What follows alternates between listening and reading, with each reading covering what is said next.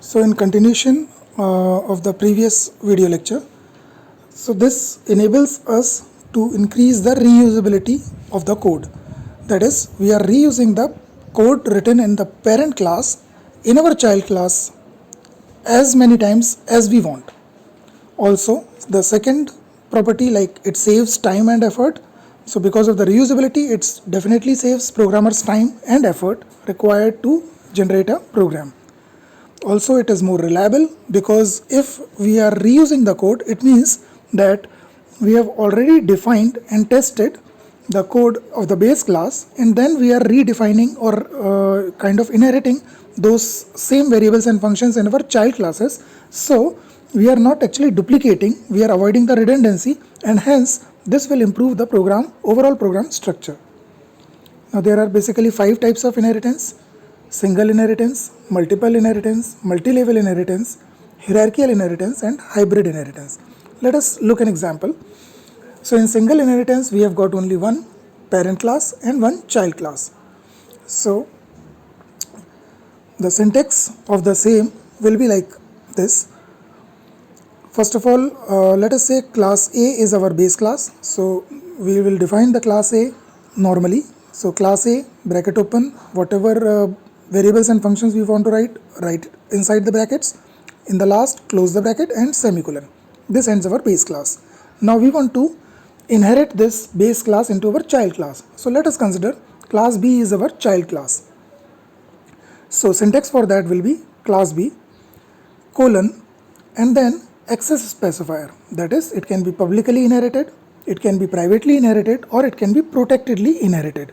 So access specifier, after the colon we have to write access specifier, that is either public, private, or protected, then space, and then the base class name.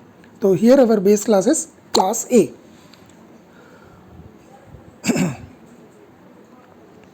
Now let us look one program for the same. So here it is an example of single inheritance. So our base class name is base, so class base. Then inside the base class we have simply defined one function which is in the public section. Return type of that function is void.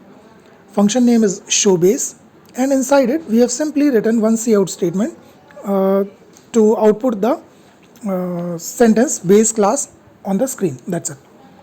Now in the derived class we want to derive this base class.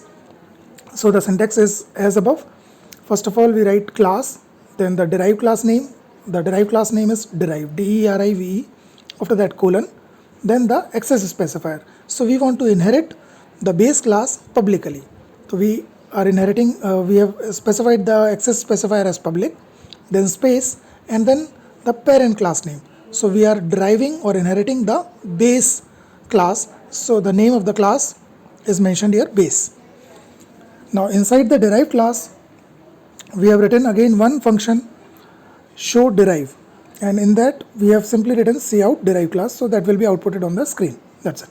So this completes our inheritance process. Now as we have inherited the base class in our derived class, it simply means that the variables or functions written in the base class will be inherited in the derived class also. So now the derived class will contain two functions. One function is that of the derived class itself, that is void show derive. This is inside the derived class itself. This is a derived class function. Now the base class function, that is void show base, this also has been inherited in our derived class now. So now we have got two functions in our derived class. One is show base and another is show derive. So now if we make the object of derived class, then we can access both of these functions together with the help of the derived class object. Now let us look at the main. So in main we have defined one object A of type derive. So derive space A. Now this A is a object of a derived class.